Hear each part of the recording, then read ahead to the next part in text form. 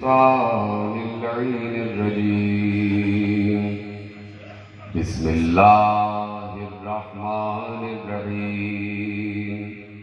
الحمد لله المعروف من غير رؤية والخالق من غير روية الذي لم يزل قائما دائما إذ لا سماء ذات أبراج ولا ليل داج ولا بحر ساج ولا أرض ذات مهاد ولا خلق ذو اعتماد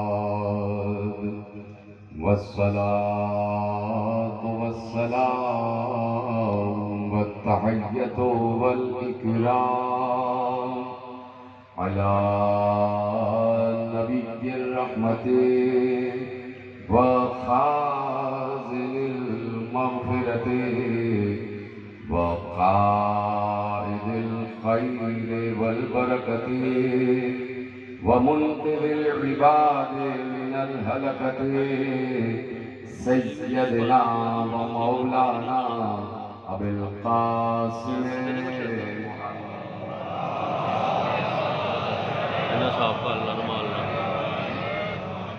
وأهل بيته الطيبين الطاهرين المعصومين المظلومين المنتخبين المنتجبين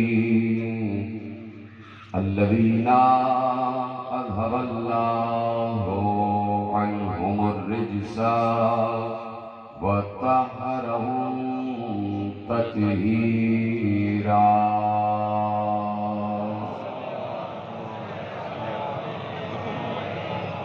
أما بعد فقد قال الله سبحانه وتعالى في محكم كتابه المجيد وفرقانه الحميد وقوله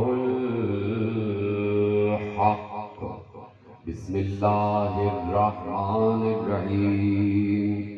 يعرفون نعمة الله ثم ينكرونها وأكثرهم الكافرون. صلوات محمد.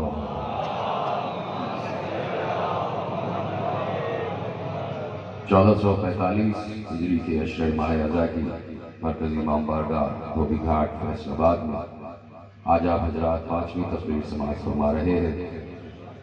مسائل معرفت اور اس کے متعلقات کے عنوان سے یہ سلسلہ گفتگو جاری اور ساری ہے، اور پروردگار نے ہمیں یہ توفیق عنایت فرمائی ہے کہ ہم دو چیزیں ہیں. ہم حسین کے ذریعے سے اللہ کو پہچانتے ہیں اور اللہ کے ذریعے سے حسین کو پہچانتے ہیں. یہ معرفت ہے، اور اصل معرفت یہ ہے کہ خدا کو پہچانا جائے. میں بار بار عرض کر رہا ہوں کہ قرآن کا تقاضا بھی یہ ہے کہ اللہ کو پہچانا جائے، اور اس نے مخلوقات کو خلق بھی اس لیے کیا کہ مخلوقات اسے پہچانے. اور کوئی کام جو بغیر پہچان کے ہو وہ عبث ہوتا ہے، وہ مہمل کام ہوتا ہے، وہ کسی کام کا کام نہیں ہوتا. اس لیے اس نے کہہ دیا کہ بعض لوگ ہیں کہ جو نعمت کو پہچانتے ہیں. ایسا نہیں ہے کہ نعمت کو پہچانتے نہ ہوں. یعرفون نعمت اللہ، اللہ کی نعمت کو پہچانتے ہیں، مگر پہچاننے کے بعد بھی انکار کرتے ہیں. تو انکار کرنے والوں کی تو اکثریت ہے. یہ اللہ نے ارشاد فرما دیا یعرفون نعمت اللہ ثم ينکرونها واکثرهم الکافرون. یہ ایسا نہیں ہے کہ اللہ کی نعمت کو پہچانتے نہیں ہیں، بلکہ یہ اللہ کی نعمت کو پہچانتے ہیں اور پہچاننے کے بعد منکر ہو رہے ہیں، اور منکروں کی، کافروں کی اکثریت ہے. اب قرآن تو کہہ رہا ہے کہ اکثریت کافروں کی ہے، اور عالم اسلام کہہ رہا ہے کہ اقلیت کافروں کی ہے۔ معلوم نہیں آپ تک جملہ پہنچا ہے کہ نہیں پہنچا؟ قرآن نے کہا کہ اکثریت کافروں کی ہے، کافروں کی اکثریت ہے۔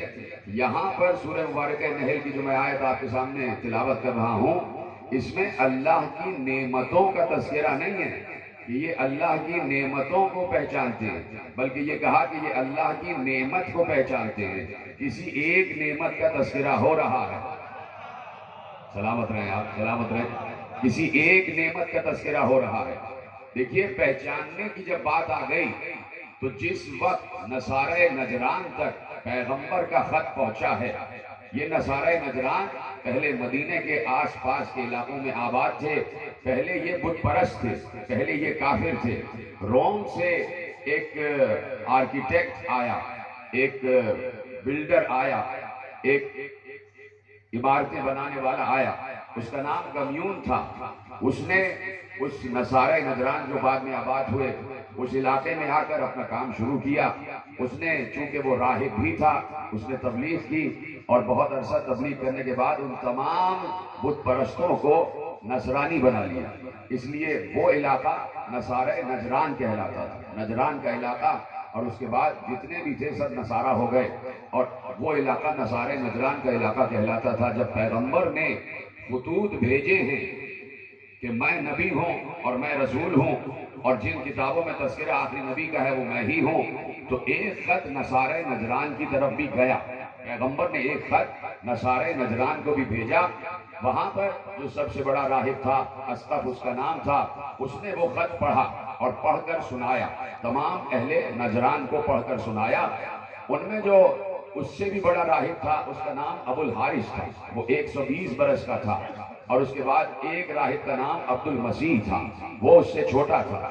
اس کے چھوٹے بھائی کا نام قرید بن علقمہ تھا، یعنی ابو الحارث کے چھوٹے بھائی کا نام قرید بن علقمہ تھا۔ خط پڑھ کے سنایا گیا۔ ابو الحارث چونکہ صحف آسمانی کا حافظ تھا اور عالم تھا، وہ ان نشانیوں کو پہچانتا تھا کہ جو نشانیاں پیغمبر آخر کی نشانیاں ہیں، ان کو پہچانتا تھا۔ اس نے وہ خط پڑھا، اس خط میں جو بھی اندراجات تھے اس نے اس کو ملاحظہ کیا۔ صلوات پڑھیں محمد و آل محمد پر۔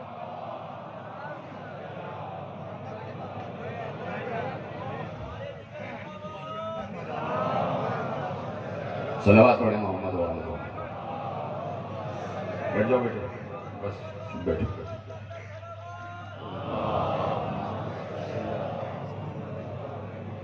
توجہ ہے؟ اس نے وہ خط پڑھا اور پڑھ کر اس نے سب کو سنایا۔ ابو الحارث نے بھی وہ خط سنا۔ اس علاقے کے 70 لوگوں کا پہلے انتخاب کیا گیا، اور 70 میں سے 7 یا 14 لوگوں کا انتخاب ہوا کہ جو جا کے پیغمبر سے گفتگو کریں گے۔ یہ 14 لوگ چلے، ان میں ابو الحارث بھی تھا 120 برس کا، اور اس کا چھوٹا بھائی بھی تھا، اور اس کے ساتھ ساتھ اور بھی راہبین تھے، اور بھی اس علاقے کے پڑھے لکھے لوگ ساتھ ساتھ چل رہے تھے۔ ایسے میں لکھا یہ ہے کہ یہ چونکہ نصارہ نجران بالکل مدینے سے یہ نجران کی بستی ملی ہوئی تھی، تو یہ پیدل چلے۔ ابو الحارث 120 برس کا تھا، یہ بھی پیدل چلا، اس کے ساتھ اس کا چھوٹا بھائی بھی تھا۔ چلتے چلتے ابو الحارث کو ٹھوکر لگی اور پاؤں میں اس کے زخم آ گیا۔ جب پاؤں میں زخم آیا تو خون بہنے لگا۔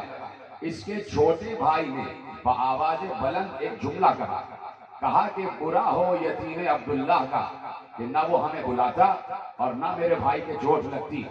ایسے میں ابو الحارث جو 120 برس کا تھا جس کو چوٹ لگی، اس نے اپنے بھائی کو قریب بلایا اور قریب بلا کر کہا کان میں کچھ کہنا چاہتا ہوں۔ اس نے کان اپنے بڑے بھائی کے نزدیک کیا، کہا دیکھ اب تو یہ تو نے جملہ کہہ دیا ہے، لیکن آئندہ یہ جملہ نہ کہنا، یتیم عبداللہ کی گستاخی نہ کرنا۔ کہا کیوں؟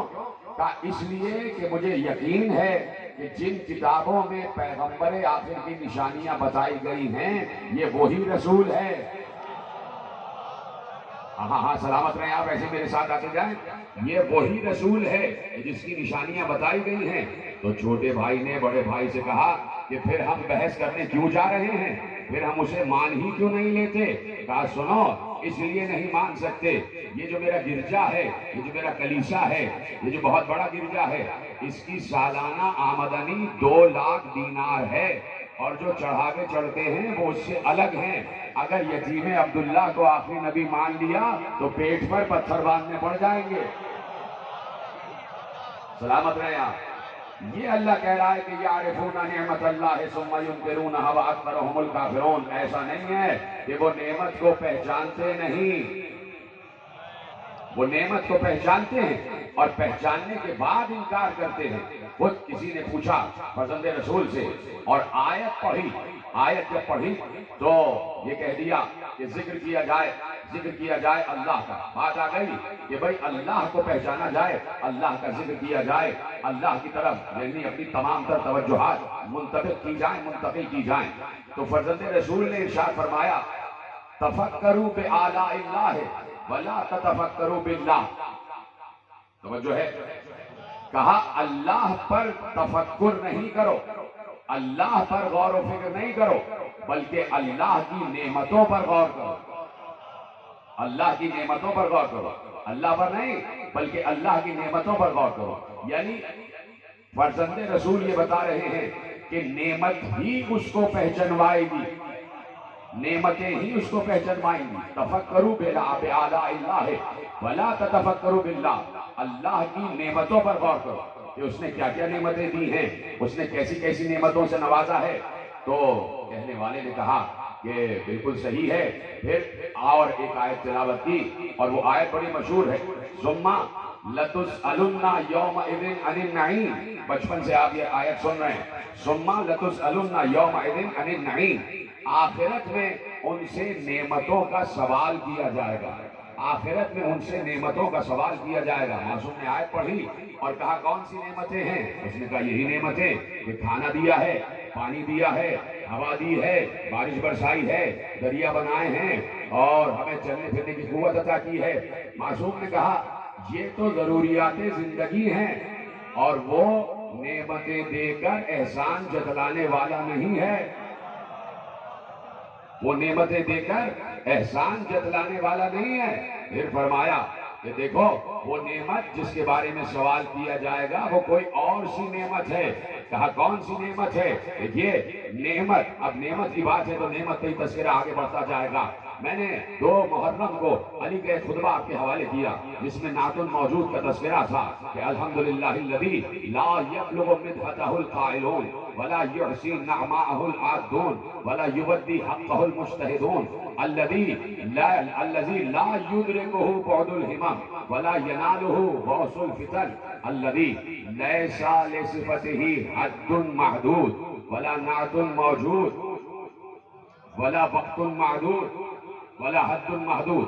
اسی میں ایک لفظ ہے، اسی میں ایک لفظ ہے الحمدللہ الذی لا یدرکہ بعد الہمم ولا ینالہ غوث الفتن۔ اللہ کہہ رہا ہے کہ قالا کرنے والے کبھی بھی مجھ تک نہیں پہنچ سکتے، صرف یہ کہنے والے کہ اللہ نے یہ کہا وہ کبھی بھی مجھ تک نہیں پہنچ سکتے، میری نعمتوں کا شمار نہیں ہو سکتا۔ وَلَا يُحْصِي نِعْمَاءَهُ الْعَادُونَ۔ اب جملہ آگے بڑھا رہا ہوں، توجہ رکھیے گا سب، آگے پیچھے دائیں بائیں۔ وَلَا يُحْصِي نِعْمَاءَهُ الْعَادُونَ، میری نعمتوں کو گننے والے میری نعمتوں کا احسان نہیں کر سکتے، میری نعمتوں کا شمار نہیں کر سکتے۔ وَلَا يُحْصِي نِعْمَاءَهُ الْعَادُونَ، میری نعمتوں کا شمار نہیں ہو سکتا۔ اب ایک طرف یہ کہہ رہا ہے کہ میری نعمتوں کا شمار نہیں ہو سکتا، اور دوسری آیت میں ارشاد فرمایا ان تعدوا نعمت اللہ لا تحصوها، اگر تم اللہ کی نعمت کو گننے بیٹھو تو تم اس کا شمار نہیں کر سکتے۔ وہاں پر نعمتوں کا تذکرہ کیا اور یہاں پر نعمت کا تذکرہ کیا۔ میں پوچھنا چاہتا ہوں نعمت ایک ہے، جب ایک ہے تو اس کا شمار کیسا؟ نہیں، بات پہنچی نہیں آپ تک، جس تک پہنچی اس کو میرا سلام ہے۔ آج بڑی اہم گفتگو آپ کے حوالے کرنا چاہ رہا ہوں۔ نعمت ہے ایک، نعمت ہے ایک۔ میرے سامنے خطیب اہل سنت تشریف فرما ہے اور میری بات پر ساتھ کر رہے ہیں۔ وَلَا يُحْصِي نِعْمَاءَهُ الْعَادُونَ، تم اس کی نعمتوں کا شمار نہیں کر سکتے۔ اور دوسری مرتبہ کیا کہا کہ ان تعدوا نعمت اللہ لا تحصوها، اگر تم اللہ کی نعمت کا شمار کرو، نعمتوں کا نہیں، بھائی سمجھیں اس بات کو، کسی ایک نعمت کا تذکرہ ہو رہا ہے، اگر تم اللہ کی نعمت کا شمار کرو تو تم اس کو گن نہیں سکتے، تم اس کا شمار نہیں کر سکتے. یا اللہ جب نعمت ایک ہے تو اس کا شمار کیسا؟ یا تو بہت سی نعمتوں کا تذکرہ ہو تو اس کو شمار کیا جائے. یہ کون سی ایک نعمت ہے کہ جس کا شمار ہی نہیں ہو سکتا؟ یہ سلامت رہیں آپ، یہ کون سی ایک نعمت ہے کہ جس کا شمار ہی نہیں ہو سکتا؟ اب دنیا سر مارتی مارتی مر جاتی، اس نعمت کا پتہ ہی نہ چلتا کہ وہ کون سی ایک نعمت ہے کہ جو شمار ہی نہیں کی جا سکتی، جس کے فضائل کا احاطہ ہی نہیں کیا جا سکتا، جس کی حدود کا احصاء ہی نہیں کیا جا سکتا. کہ پیغمبر نے ایک بار اس نعمت کے بارے میں تفصیلات ارشاد فرمائی، کہا سنو وہ نعمت میں تمہیں بتاتا ہوں کہ جس کا شمار تم کر ہی نہیں سکتے. ہے تو ایک نعمت لیکن اس کی حدود لامحدود ہیں، اس کے فضائل لامحدود ہیں. کہا سنو یہ دنیا کے سارے درخت قلم بن جائیں، سارے درخت قلم بن جائیں، ہائے ہائے، دنیا کے سارے درخت قلم بن جائیں، سارے سمندر سیاہی بن جائیں، جن لکھنے بیٹھے، انسان شمار کرنے بیٹھے، پھر بھی علی کے فضائل کا احاطہ نہیں ہو سکتا.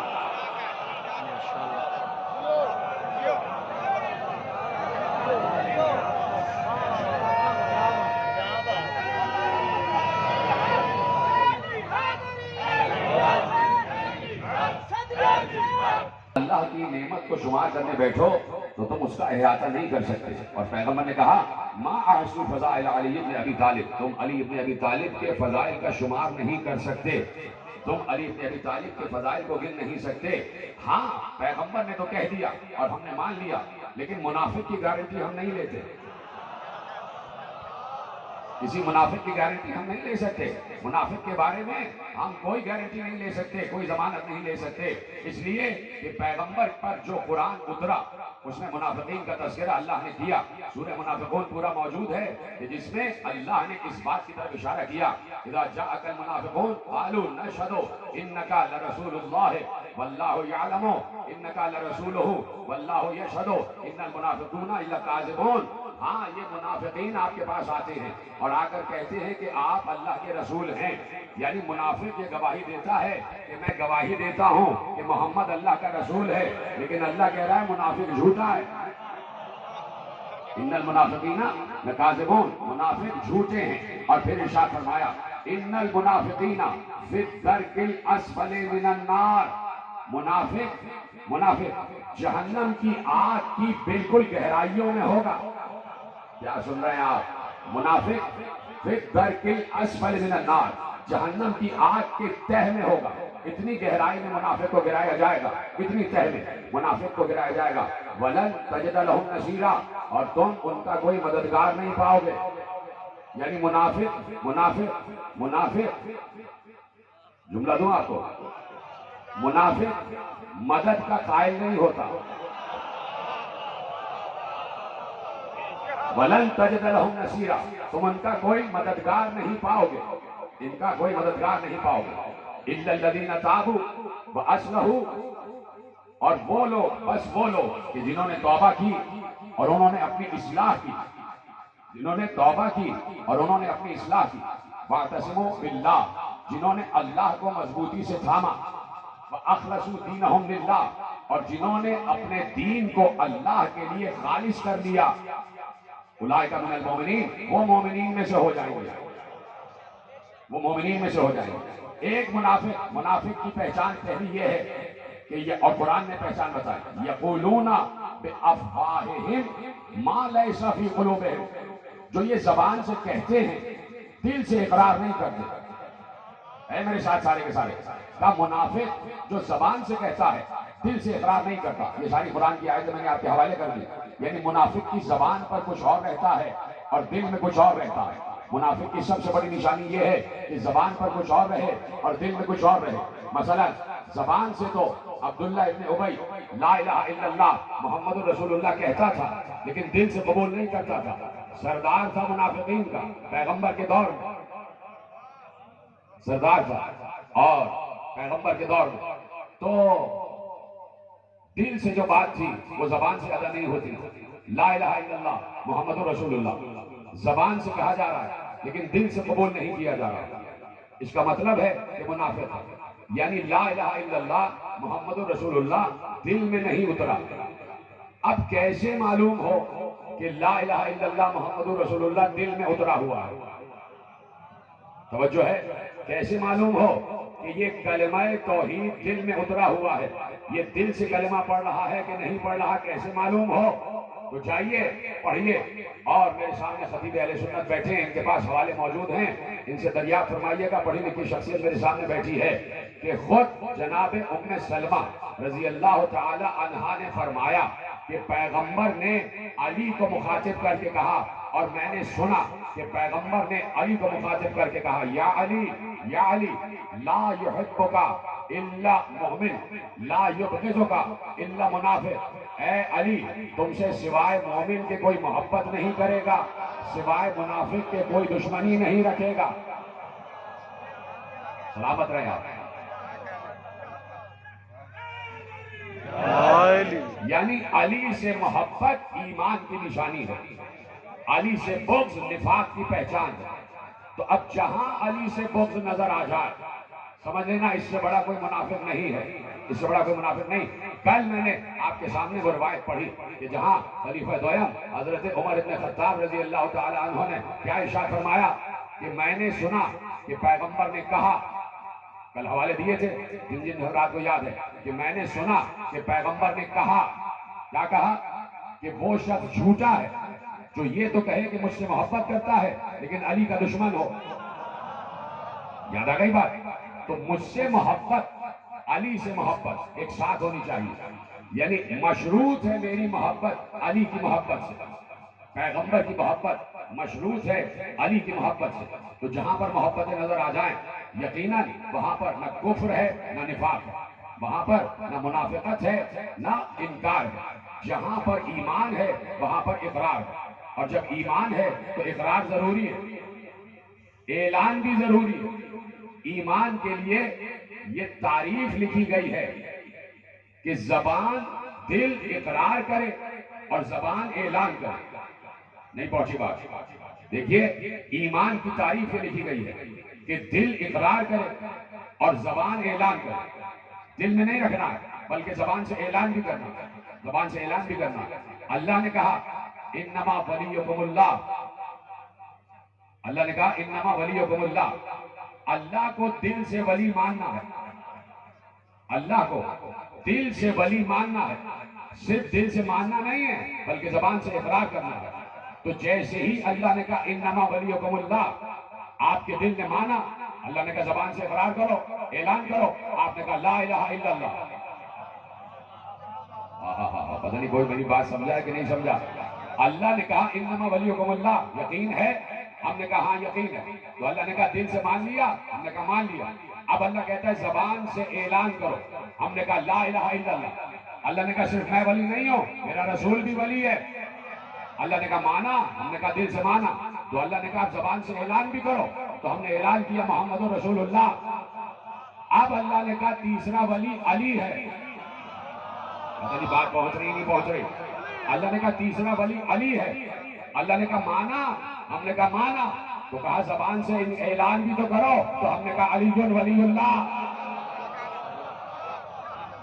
یعنی دل سے اقرار اور زبان سے اعلان، دل سے اقرار اور زبان سے اعلان بہت ضروری ہے. اس کو کہتے ہیں ایمان.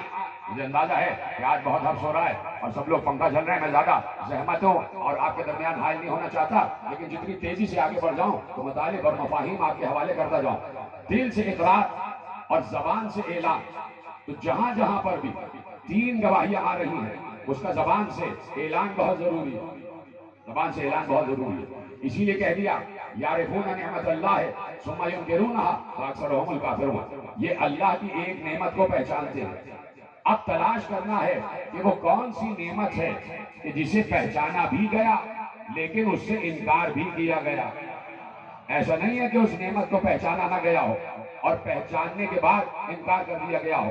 اب اس نعمت کی تلاش کرو کہ جو نعمت پہچانی بھی گئی اور اس کا انکار بھی کیا گیا، تو خدا کی قسم نہ پتا چلتا کہ وہ نعمت کون سی ہے کہ جسے پہچانا بھی گیا اور جس کا انکار بھی کیا گیا۔ ہم نے اس نعمت کے اعلان کے بعد پہچاننے والوں کی یہ کیفیت سنی، مجھے نہیں پتا جملہ آپ تک کیسے پہنچے گا۔ ہم نے اس نعمت کے اعلان کے بعد پہچاننے والوں کی یہ کیفیت دیکھی کہ سب پہچاننے والوں نے ایک بار یہ کہا بخن بخن لکا یا علی، یا علی آپ کو مبارک ہو، آپ مومنوں مومنات کے بھی مولا ہو گئے، میرے بھی مولا ہو گئے۔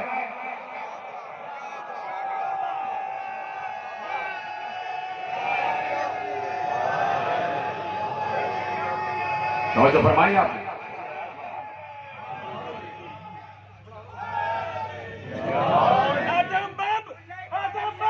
کر مبارکباد دی گئی، پہچان کر مبارکباد دی گئی، اور پھر ارشاد ہوا کہ عرض کر دوں گا اجازت ہے، ریاض النظر فی مناقب الاشرا، محب الدین طبری کی کتاب، اس میں ایک روایت لکھی کہ جاء عربیان یختصمان عند الخلیفہ، دو عرب لڑتے ہوئے خلیفہ دویم کے دربار میں آ گئے۔ جاء عربیان یختصمان عند الخلیفہ، دو عرب لڑتے ہوئے جھگڑا کرتے ہوئے خلیفہ دویم کے دربار میں آ گئے، اور آ کر خلیفہ دویم حضرت عمر سے کہا کہ اقض بیننا، ہمارے درمیان آپ فیصلہ کرائیے، ہمارے درمیان آپ فیصلہ کرائیے۔ تو لکھا یہ ہے کہ اس وقت دربار خلافت میں علی بھی موجود تھے، علی بھی موجود تھے۔ تو حضرت عمر علی کی طرف مخاطب ہو کے کہتے ہیں یا علی اقض بینہما، ان دونوں کے درمیان فیصلہ آپ کرائیے۔ ان دو عرب میں سے ایک عرب چی بجبی ہو کے بولا، ماتھے پر شکن لا کے بولا، علی کی طرف خطاب کیا، اس نے علی کی طرف اشارہ کیا، ایحکم ھذا، کیا یہ ہمارے درمیان فیصلہ کرائے گا؟ حضرت عمر نے اس عرب کے چہرے پر علی کی طرف سے دشمنی دیکھی تو منبر چھوڑ کے نیچے آ گئے اور اس عرب کا گریبان پکڑ کر کہا اتعرف ھذا، جانتا ہے یہ کون ہے؟ جانتا ہے یہ کون ہے؟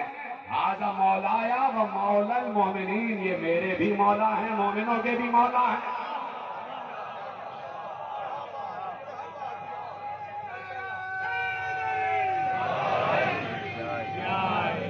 یہ میرے بھی مولا ہیں اور مومنین کے بھی مولا ہیں، یعنی سب کو شمار کیا۔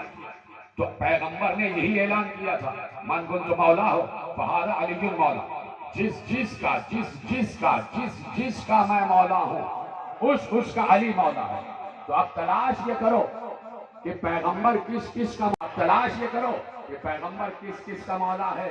پیغمبر زمین کا مولا، پیغمبر طبقات زمین کا مولا، پیغمبر آسمانوں کا مولا، پیغمبر پہاڑوں کا مولا، پیغمبر درختوں کا مولا، پیغمبر حجر کا مولا، پیغمبر دریاؤں کا مولا، پیغمبر سمندروں کا مولا، پیغمبر انسانوں کا مولا، پیغمبر جنات کا مولا، پیغمبر انبیاء کا مولا، پیغمبر اوصیاء کا مولا، پیغمبر شہداء کا مولا، پیغمبر صالحین کا مولا، پیغمبر صدیقین کا مولا، پیغمبر عرش کا مولا، پیغمبر کرسی کا مولا، پیغمبر لوح کا مولا، پیغمبر قلم کا مولا، پیغمبر شجر طوبہ کا مولا، پیغمبر سدرۃ المنتہا کا مولا، پیغمبر جنتوں کا مولا، پیغمبر جبرائیل کا مولا، پیغمبر اسرافیل کا مولا، پیغمبر اسرائیل کا مولا، پیغمبر میکائیل کا مولا، نہیں، پیغمبر آدم کا مولا، پیغمبر نوح کا مولا، پیغمبر ابراہیم کا مولا، پیغمبر موسیٰ کا مولا، پیغمبر عیسیٰ کا مولا، پیغمبر یعقوب کا مولا، پیغمبر یوسف کا مولا، پیغمبر اسماعیل کا مولا، پیغمبر اسحاق کا مولا، پیغمبر لوط کا مولا، پیغمبر ہود کا مولا، پیغمبر صالح کا مولا، پیغمبر الیاس کا مولا، پیغمبر ادریس کا مولا، پیغمبر خضر کا مولا، پیغمبر لوط کا مولا، پیغمبر ان سب کا مولا۔ تو جب پیغمبر ان سب کا مولا ہے تو سب کا مولا علی ہے، تو علی زمینوں کا مولا، علی آسمانوں کا مولا، علی شجر کا مولا، علی حجر کا مولا، علی آسمانوں کا مولا، علی جنتوں کا مولا، علی دریاؤں کا مولا، علی سمندروں کا مولا، علی جنتوں کا مولا، علی آدم کا مولا، علی نوح کا مولا، علی ابراہیم کا مولا، علی موسیٰ کا مولا، علی عیسیٰ کا مولا، علی یعقوب کا مولا، علی جبرائیل کا مولا، علی اسرافیل کا مولا، علی اسرائیل کا مولا، علی میکائیل کا مولا۔ یہیں پہ بات ختم تھوڑی ہوئی۔ پیغمبر اور کس کس کا مولا ہے؟ پیغمبر ابو بکر کا مولا، پیغمبر عمر کا مولا، پیغمبر عثمان کا مولا۔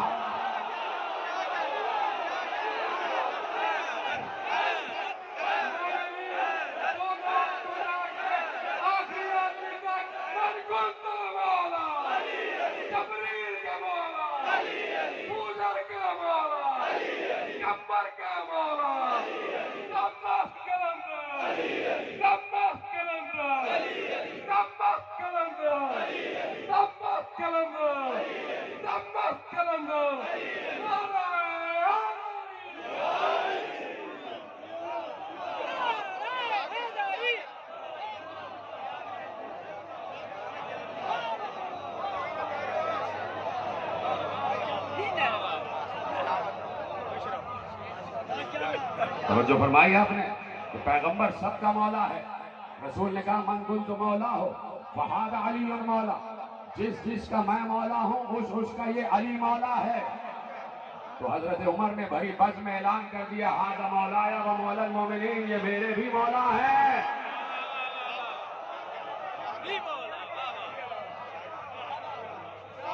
یہ میرے بھی مولا اور یہ مومنین کے بھی مولا۔ توجہ فرمائی آپ نے۔ تو علی مولائے کل ہے، علی مولائے کل کا مولا ہے۔ کیوں؟ اس لیے کہ نبی مولائے کل ہے، نبی سب کا مولا ہے، اور نبی اس لیے سب کا مولا ہے کہ اللہ کا محبوب ہے، اور اللہ کیونکہ اللہ بھی تو سب کا مولا ہے، اس مولا نے نبی کو مولا بنا کر غدیر میں نبی سے کہا علی کی مولائیت کا اعلان کرو، علی کی مولائیت کا اعلان کرو۔ تو علی کب سے مولا ہے؟ علی کب سے مولا ہے؟ پیغمبر نے بھری مسجد نبوی میں ارشاد فرمایا تھا، بھری مسجد نبوی میں پیغمبر نے ارشاد فرمایا تھا کہ سارے اجلہ اصحاب کرام کی موجودگی میں کہ پیغمبر نے کہا کہ یہ نہ سمجھنا، یہ تو میرے الفاظ ہیں، میں آپ حدیث آپ کے حوالے کروں گا، یعنی گویا پیغمبر یہ بتانا چاہ رہے تھے کہ یہ نہ سمجھنا کہ میں جب 40 برس کا ہوا تو نبی بنا۔ اس لیے پیغمبر نے حدیث ارشاد فرمائی کنت نبیًا وآدم بین الماء والطین، میں اس وقت بھی نبی تھا جب تمہارا باپ آدم پانی اور مٹی کے درمیان تھا، جب تمہارا باپ آدم بن رہا تھا تو پیغمبر اس وقت بھی نبی تھے، جب نبی تھے تو اس وقت بھی مولا تھے، جب نبی تھے تو اس وقت بھی مولا تھے۔ اب علی نے منبر سلونی پر کہا کنت وصیًا وآدم بین الماء والطین، جب آدم آب و گل کے درمیان تھے میں تب بھی نبی کا وصی تھا، تو اس وقت سے علی بھی مولا ہے۔ جب سے نبی مولا تب سے علی مولا، جب سے نبی مولا تب سے علی مولا۔ بات آ گئی؟ ابھی تو میں نے علی کی بات کی کہ جب سے نبی مولا تب سے علی مولا۔ اب یہ نبی کب سے مولا ہے؟ یہ نبی کب سے مولا ہے؟ تو اب یہ پوچھو کہ اللہ کب سے مولا ہے؟ اللہ ازل سے ولی کائنات ہے، اللہ ازل سے ولی کائنات ہے۔ قبلہ آپ کی خدمت میں ایک جملہ عرض کر رہا ہوں کہ اصول کافی میں ایک روایت لکھی ہوئی ہے، اور روایت یہ لکھی ہوئی ہے کہ معصوم سے پوچھا گیا، بس ختم کر رہا ہوں بات، کہ معصوم سے پوچھا گیا کہ مولا یہ ارشاد فرمائیے کہ لفظ اللہ کیا تھا، یہ لفظ اللہ اس کی اصل کیا ہے؟ الف لام لام لام ہے، اس کی اصل کیا ہے؟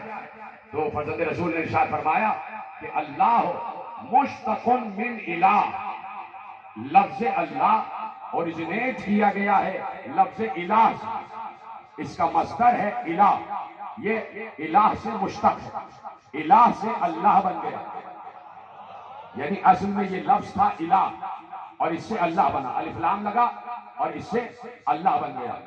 اسے پوری تقریر میں شاید پہلی تقریر کر چکا ہوں کہ اللہ کے نام کو توڑو گے بھی تو اللہ کا نام ہی رہے گا، پہلی تقریر میں عرض کر چکا۔ تو الہ اصل میں اللہ اصل میں الہ تھا، اصل میں الہ تھا۔ ابھی میں نے پوری حدیث عرض نہیں کی ہے، ابھی میں روک رہا ہوں۔ الہ کے کیا معنی ہیں؟ الہ کے معنی ہے معبود، جس کی عبادت کی جائے، جس کو سجدہ کیا جائے۔ الہ کے معنی ہے معبود۔ میں پوچھنا چاہتا ہوں، اللہ کب سے معبود ہے؟ اللہ کب سے لائق عبادت ہے؟ تو جواب یہ آئے گا جب سے ہے تب سے لائق عبادت ہے، جب سے ہے تب سے لائق عبادت ہے۔ اب آپ حدیث پوری سنیے۔ الہ اللہ مشتق من الہ، اللہ کا لفظ الہ سے لیا گیا ہے۔ وَإِلَٰهُ يَقْتَضِي مَعْلُوحًا، اور معبودیت کا تقاضا یہ ہے کہ کوئی عبد بھی ہو۔ کوئی سمجھا کوئی نہیں سمجھا؟ معبودیت کا تقاضا یہ ہے کہ کوئی عبد بھی ہو، کوئی عبد بھی ہو۔ معبودیت کا تقاضا یہ ہے کہ کوئی عبد بھی ہو۔ شاید میں یہ بات آپ تک پہنچا سکوں، اور اگر آپ تک نہ پہنچا سکا تو اس میں میری غلطی ہوگی، آپ کی غلطی نہیں ہوگی۔ معبودیت کا تقاضا یہ ہے کہ کوئی عبد بھی ہو، کوئی عبد بھی ہو۔ تو اب اللہ کب سے معبود ہے؟ جب سے وہ ہے تب سے معبود ہے۔ تو ان بندوں کو تو تلاش کرو، ان بندوں کو تو تلاش کرو کہ جو اس وقت سے عبد ہیں جب سے وہ معبود ہے، جو اس وقت سے عبد ہیں جب سے وہ معبود ہے۔ لیجیے آپ کی خدمت میں ایک دلیل پیش کروں۔ یہ جو کعبہ قوسین ہے، یہ کعبہ قوسین لازمان، یہ لازمانیت کا مقام ہے، اس پر زمانے کا اطلاق نہیں ہوتا۔ کعبہ قوسین پر زمانے کا اطلاق نہیں ہوتا۔ وہ ولی ہے اور وہ کعبہ قوسین پر ہے، ہر جگہ موجود ہے، لیکن کعبہ قوسین اس نے اپنی بلندی کا استعارہ قرار دیا۔ اللہ ولی ہے اور اس نے کہا کہ کعبہ قوسین، یہاں پر زمانے کا اطلاق نہیں ہوتا، یہاں پر مکان کا اطلاق نہیں ہوتا، یہاں زمانہ ختم ہو جاتا ہے۔ اب یہاں اللہ ہے تو جب سے اللہ ہے، کب سے اللہ ہے؟ شاید کہ میں سمجھا سکوں کہ جب سے زمانہ بھی نہیں ہے، ہمیشہ سے اللہ کعبہ قوسین پر ہے، لا زمان ہے، لا مکان ہے۔ اب جو خدا کے لیے سمجھیے گا، اب جو کعبہ قوسین تک پہنچ جائے وہ بھی لا زمان ہو جائے گا، لا مکان ہو جائے گا۔ زندہ رہے سلامت رہے، جیسے آپ نے یہ سنا ہے، جو کعبہ قوسین پر پہنچ جائے وہ لا زمان و لا مکان ہو جائے گا۔ اب مجھ سے نہ پوچھنا، اب تم بتاؤ کعبہ قوسین پر اللہ کے علاوہ کون نظر آ رہا ہے؟ اللہ کے علاوہ کعبہ قوسین پر کون نظر آ رہا ہے؟ ایک مہمان ہے، ایک میزبان ہے۔ میزبان سے مہمان کی بات کا آغاز ہے، کہہ رہے ہیں مصطفیٰ یہ گفتگو کیا راز ہے؟ بولنا ہے خود تجھے تو اپنے ہی لہجے میں بول، یہ تو یارا میری پہچانی ہوئی آواز ہے۔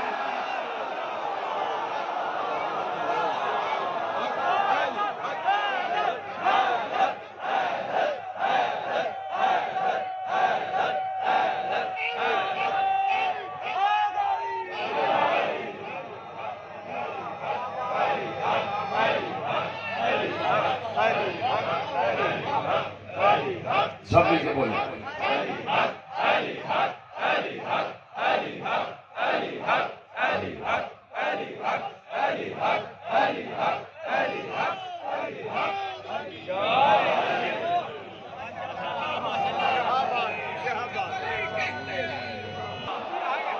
سلامت رہیں آپ، خدا آپ کو سلامت رکھے، آپ کی زندگی میں اضافہ ہو۔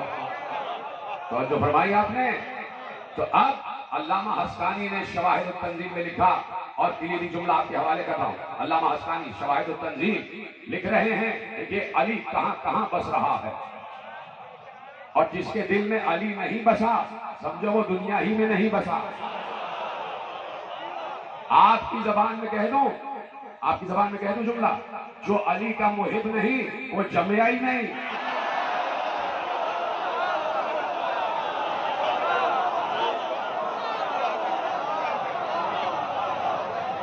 علامہ حسقانی شواہد التنظیم لکھ رہے ہیں، محفوظ کر رہے ہیں جملہ کہ من احب ان یرکب سفینۃ النجات ویستمسک بالعروۃ الوثقی ویعتصم بحبل اللہ المتین۔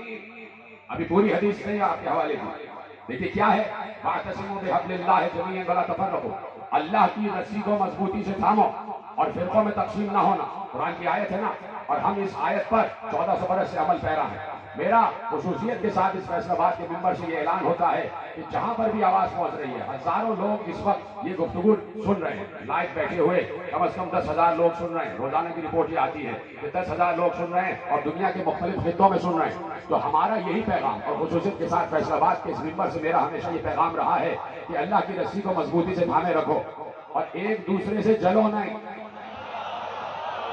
ایک دوسرے کو ٹالریٹ کرو، ایک دوسرے کو قبول کرو۔ یہاں پر بہت اچھی فضا بنی ہوئی ہے اور خدا اس فضا کو سلامت رکھے۔ تو خدا بھی کہہ رہا ہے وَاعْتَصِمُوا بِحَبْلِ اللَّهِ جَمِيعًا وَلَا تَفَرَّقُوا، اللہ کی رسی کو مضبوطی سے تھامو اور فرقوں میں تقسیم نہ ہو۔ یعنی اللہ کو تفرقہ بازی پسند نہیں ہے، اللہ کو فرقے پسند نہیں ہے، یہ اس کا حکم ہے کہ فرقوں میں تقسیم نہ ہونا، ٹھیک ہے۔ وَاعْتَصِمُوا بِحَبْلِ اللَّهِ، اللہ کی رسی کو مضبوطی سے تھامو۔ اب شواہد التنزیل، صاحب شواہد التنزیل لکھ رہے ہیں کہ جو یہ چاہتا ہے من احبا ان یرکبا سفینۃ النجات، جو یہ چاہتا ہے کہ سفینہ نجات میں چڑھ جائے، سفینہ نجات میں سوار ہو جائے، وَيَسْتَمْسِكَ بِالْعُرْوَةِ الْوُثْقَىٰ، اور جو چاہتا ہے کہ عروۃ الوثقیٰ سے متمسک ہو جائے، وَيَعْتَصِمُ بِحَبْلِ اللَّهِ جَمِيعًا، اور جو یہ چاہتا ہے وَيَعْتَصِمُ بِحَبْلِ اللَّهِ الْمَتِينِ، جو یہ چاہتا ہے کہ اللہ کی رسی کو مضبوطی سے تھامے۔ تین چیزیں پیش کی نا انہوں نے، جو سفینہ نجات میں سوار ہونا چاہتا ہے، جو عروۃ الوثقیٰ سے متصل ہونا چاہتا ہے، اور جو اللہ کی رسی کو مضبوطی سے تھامنا چاہتا ہے۔ سنا جملہ، اور انہوں نے کلیدی جملہ کہا، جو سفینہ نجات میں سوار ہونا چاہتا ہے، جو عروۃ الوثقیٰ سے متمسک ہونا چاہتا ہے، جو اللہ کی رسی کو مضبوطی سے تھامنا چاہتا ہے، اس کے لیے ضروری ہے فَلْيُوَالِ عَلِيًّا، کہ وہ علی سے محبت کرے، وہ علی کی ولایت کا اقرار کرے۔ فَلْيُوَالِ عَلِيًّا، وہ علی کو ولی مانے۔ اور میں نے اسی لیے کہا کہ علی کے بغض سے دور رہا جائے، علی کی دشمنی سے دور رہا جائے۔ چونکہ پیغمبر نے کہا ہے کہ علی سے محبت کرو، تو ہم پیغمبر کے کہے ہوئے پر عمل کریں۔ پیغمبر نے کہا کہ علی سے محبت کی جائے، علی سے انسیت کی جائے، علی سے رشتہ رکھا جائے۔ علی کے فضائل پیغمبر نے بیان فرمائے، اور ہمارے سامنے بیان نہیں فرمائے، اصحاب کرام کے سامنے بیان فرمائے، اور اصحاب کرام کے ذریعے ہم تک پہنچے علی کے فضائل۔ تو علی سے بغض بہت خطرناک حالات تک لے آتا ہے، علی سے بغض معصوم کے قتل تک لے آتا ہے۔ اجرکم اللہ۔ حسین نے یہی پوچھا تھا کہ مجھے کیوں مارنا چاہ رہے ہیں، مجھے کیوں قتل کرنا چاہ رہے ہیں؟ کہا تم سے نہیں، تمہارے بابا سے دشمنی ہے، تمہارے باپ سے دشمنی ہے، بغض لابی، تمہارے باپ سے دشمنی ہے، تو حسین ہم تمہیں قتل کرنا چاہ رہے ہیں۔ علی سے دشمنی کیوں ہے؟ علی نے تو کوئی کام اپنی مرضی سے کیا ہی نہیں تھا۔ علی یا تو اللہ کے دشمن کو مار رہے تھے یا رسول کے دشمن کو مار رہے تھے۔ یہ دو ہی دشمنیاں علی کی دشمنی کا شاخسانہ بنا۔ علی نے کوئی کام اپنی مرضی سے نہیں کیا۔ اگر خیبر میں یہودیوں کو مارا ہے تو رسول کے کہنے سے مارا ہے، اگر خندق میں کافروں کو مارا ہے تو رسول کے کہنے سے مارا ہے، اگر فتح مکہ میں کسی کے بتوں کو توڑا ہے تو رسول کے کہنے سے توڑا ہے۔ علی نے اپنی مرضی سے کوئی کام نہیں کیا۔ علی فاتح خندق و خیبر، علی فاتح بدر و احد، بدر و حنین کا فاتح۔ یہی کہانیاں زینب اپنے بچوں کو سناتی تھی، اپنے دونوں لاڈلوں کو یہی کہانیاں سناتی تھی۔ اون محمد، تمہارا دادا جعفر طیار جنگ موتا میں کیسے لڑا، تمہارا نانا علی ابن ابی طالب جنگ خیبر میں کیسے لڑا، بتاتی تھی کہانیاں۔ اور یہی کہانی زینب شب عاشور دہرا رہی تھی۔ حسین دورہ کر رہے تھے خیموں کا شب عاشور نصف شب کو، ایک ایک خیمے کے سامنے سے گزر رہے تھے۔ بی بی ام لیلہ کے خیمے کے سامنے سے گزرے تو پردہ ہٹا کے دیکھا کہ ام لیلہ ایک چراغ لیے بیٹھی ہوئی ہے، اور علی اکبر ام لیلہ کے اپنی مادر گرامی کے زانو پر ہے، اور چراغ کی روشنی میں بی بی لیلہ اپنے بچوں کو دیکھ رہی ہے، شبیہ رسول کو دیکھ رہی ہے۔ حسین یہ منظر دیکھ کے آگے بڑھے، رو رہے تھے حسین۔ ہر بی بی اپنے اپنے بچوں کو تیار کر رہی ہے۔ جیسے ہی شریکت الحسین بی بی عالیہ کے خیمے کے باہر سے گزرے تو آواز سنی کہ زینب کہہ رہی ہیں کہ بچوں کل میرے دودھ کی لاج رکھ لینا، دیکھو میں اس وقت خوش ہو جاؤں گی جب تمہارے لاشیں آ جائیں گے۔ بیٹا خیبر و خندق میں، خندق و موتا میں تمہارا دادا اور تمہارا نانا ایسے لڑا، ویسے ہی تم یادگار ہو اپنے دادا اور نانا کی، علی اور جعفر طیار کی یادگار ہو۔ بیٹے ویسے لڑنا کہ جیسے تمہارے دادا اور نانا لڑے۔ ایک بار دونوں بچے مچل کے اٹھے اور کہا اماں ایک مرتبہ بس ماموں سے اجازت دلوا دیجئے گا، ماموں سے اجازت دلوا دیجئے گا اور اس کے بعد دیکھیے گا کہ ہم جنگ کیسے کرتے ہیں۔ حسین رو رہے تھے، یہ جملے سن کے حسین رو رہے تھے، آگے بڑھ گئے۔ قربانیوں کا دن آ گیا، اب ہر ماں یہ چاہتی ہے کہ اس کا بیٹا قربان ہو جائے، اس کا بیٹا قربان ہو جائے، اس کے بیٹے کی لاش آ جائے تاکہ یہ قربانی بارگاہ معبود میں قبول ہو جائے۔ قربانیوں کا دن تھا نا، حسین قربانیاں لے کر آئے تھے تاکہ بتائیں کہ دین کو قربانی چاہیے ہوتی ہے تو کوئی معصوم کا گھرانہ ہی آگے بڑھتا ہے، رسول کا گھرانہ ہی آگے بڑھتا ہے۔ بچوں تم گئے نہیں؟ کہا اماں ماموں اجازت نہیں دے رہے، بار بار منع کر دیتے ہیں، سینے سے لگا لیتے ہیں۔ اب جیسے ہی سنا اجازت نہیں ملی، زینب کھڑی ہو گئی، کہا بچوں میرے پیچھے آ جاؤ، اب میں اجازت دلواتی ہوں۔ کیا سن رہے ہیں میرے عزیزو؟ بس ختم ہو رہی گفتگو، اب میں اجازت دلواتی ہوں۔ زینب آگے آگے ہیں، آن محمد پیچھے پیچھے ہیں۔ زینب حسین کے خیمے میں آ گئی۔ حسین کچھ سوچ رہے تھے یا تو گفتگو ہو رہی تھی پروردگار سے۔ جیسے ہی زینب کو دیکھا بے اختیار چاہا کہ کھڑے ہو جائیں۔ زینب نے وہیں سے کہا بھیا تمہیں میرے حق کی قسم جہاں بیٹھے ہو بیٹھے رہنا۔ بھیا ہاں میں دیکھ رہا ہوں تمہارے آنسو برآمد ہو رہے ہیں، بھیا تمہیں میرے حق کی قسم جہاں بیٹھے ہو بیٹھے رہنا۔ حسین نے جب بہن کی قسم سنی تو حسین اپنے مقام پر بیٹھ گئے۔ اب زینب نے کہا اون محمد آگے آؤ۔ اون محمد آگے آئے، ایک ہاتھ اون کے ہاتھ میں، ایک ہاتھ محمد کے ہاتھ میں، دونوں بچوں کے ہاتھوں کو زینب نے تھاما اور حسین کا طواف شروع کیا۔ اجرکم اللہ، حسین کا طواف شروع کیا، حسین کے گرد چکر لگانا شروع کیا۔ حسین نے کہا بہن یہ کیا کر رہی ہو، بہن یہ کیا کر رہی ہو؟ جب 7 چکر مکمل ہو گئے تو زینب نے رک کر کہا بھیا میں نے اماں سے سنا تھا کہ جب کوئی سخت مصیبت آتی ہے تو صدقہ دینے سے بلا ٹل جاتی ہے۔ ماتم کرو ماتم، تو صدقہ دینے سے بلا ٹل جاتی ہے۔ بھیا آج بڑی مصیبت کا دن ہے، میں تم پر سے اپنے لاڈلوں کو صدقہ کر رہی ہوں۔ اور بھیا سنو، اماں نے مجھ سے یہ بھی کہا تھا کہ صدقے کو زیادہ دیر گھر میں نہیں رکھا جاتا، صدقے کو زیادہ دیر گھر میں نہیں رکھا جاتا۔ بھیا دونوں کو اجازت دو، یہ جائیں امر بالمعروف و نہی عن المنکر کریں، یہ تمہارا حق بتائیں، اور اس بات میں اگر ان کی جان بھی چلی جائے تو میں صرف یہ چاہتی ہوں کہ تمہاری جان بچ جائے، میرا بھائی بچ جائے، چاہے میرے بیٹے قربان ہو جائیں۔ جب زینب نے قسم دے دی، ایک بار حسین نے کہا ہاں جاؤ بچوں جاؤ۔ حسین نے تیار کیا دونوں بچوں کو، دونوں بچوں کے سر پر خود رکھا، زرہ و بختر پہنائی، کمر میں پٹکا باندھا، دونوں کو تلوار دے دی۔ اس سے پہلے کہ بچے گھوڑے پر بیٹھتے، زینب نے کہا اون محمد ذرا دیر کے لیے میرے پاس آ جاؤ۔ دونوں بچے جی مادر گرامی اجازت مل گئی، کہا روکنے کے لیے نہیں بلایا، میں تو چاہتی ہوں کہ تم جاؤ اور تمہارے لاشیں آ جائیں، لیکن کچھ نصیحت کرنا چاہتی ہوں۔ جی مادر گرامی ارشاد فرمائیے۔ کہا سنو، سب سے بڑی نصیحت یہ ہے کہ تمہیں معلوم ہے نا کہ علی اصغر پیاسا ہے، سکینہ پیاسی ہے، خبردار نہر کی طرف دیکھنا بھی نہیں، نہر کی طرف دیکھنا بھی نہیں۔ اور سنو، جو عمر سعد کا سر لے کر آئے گا میں اس سے خوش ہو جاؤں گی، میں اس سے خوش ہو جاؤں گی۔ کہا جی مادر گرامی، کہا جاؤ بیٹو جاؤ۔ دونوں کی بازوؤں کی مچھلیاں مچل رہی تھی، دونوں میدان جنگ میں آئے، اور ایسی جنگ کی ہے خدا کی قسم کہ ایسی جنگ کسی بچے کی دیکھی نہیں گئی۔ 9 اور 10 برس کے بچوں کی جنگ، دونوں جب چلے تو دونوں نے آپس میں گفتگو شروع کی۔ اون نے محمد سے کہا، محمد نے اون سے کہا کہ بھیا تم میمنے سے حملہ کرو، میں میسرے سے حملہ کرتا ہوں، اور دیکھو جب فوجوں کے دل میں ہم پھنس جائیں تو ایک دوسرے کو رکابوں پہ کھڑے ہو کے بتاتے رہنا کہ میں زندہ ہوں۔ بھیا تم مجھے بتانا، میں تمہیں بتاؤں گا۔ جعفر طیار کی یادگار، حیدر کرار کی یادگار، یہ دونوں بچے فوجوں کے دریا میں پھنس گئے، ادھر سے حملہ کیا، ادھر سے حملہ کیا، ادھر سے فوجیں بھاگی، ادھر سے فوجیں بھاگی، جاؤ مقتل میں پڑھنا۔ کہ ایک ایک وار میں، ایک ایک حملے میں آن محمد نے سینکڑوں سر کاٹے ہیں، سینکڑوں سر کاٹے ہیں۔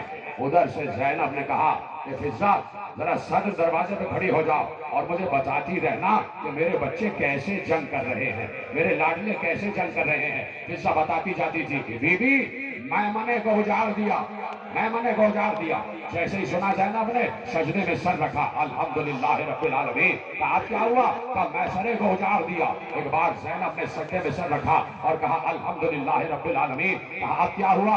اب کیا ہوا؟ کہا بی بی وہ دریا تک پہنچ گئے، وہ دریا تک پہنچ گئے۔ زینب نے جلال کے عالم میں کہا میں نے منع کیا تھا کہ دریا کی طرف نہ جانا، میں نے کہا تھا دریا کی طرف نہ جانا، کیوں گئے دریا کی طرف؟ ایک بار فضہ نے کہا بی بی پانی پینے نہیں گئے، دریا کے کنارے ہمارے ساتھ کا خیمہ لگا ہوا ہے، انہوں نے ہمارے ساتھ کے خیمے کی تنابیں کاٹ دی ہیں۔ بچے جنگ کرتے کرتے ہمارے ساتھ کے خیمے تک پہنچ گئے، ہمارے ساتھ پشت خیمہ سے نکل کے بھاگا۔ اس نے فوجوں کو بلایا، کہا ایک ایک کر کے نہیں، چاروں طرف سے گھیرو، چاروں طرف سے بچوں کو گھیرو۔ اب چاروں طرف سے گھیرا گیا، بچے ادھر سے حملہ کر رہے تھے، ادھر سے دفاع کر رہے تھے۔ کسی ظالم نے ایک نیزہ چلایا، نیزہ آن کی پشت سے لگا اور سینے سے باہر آ گیا۔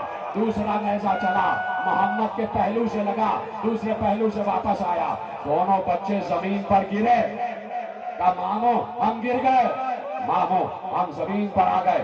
دو بھائی چلے، عباس اور حسین چلے، فوجوں کو بھگاتے ہوئے چلے۔ دو بھائیوں کے لاشوں کو اٹھایا،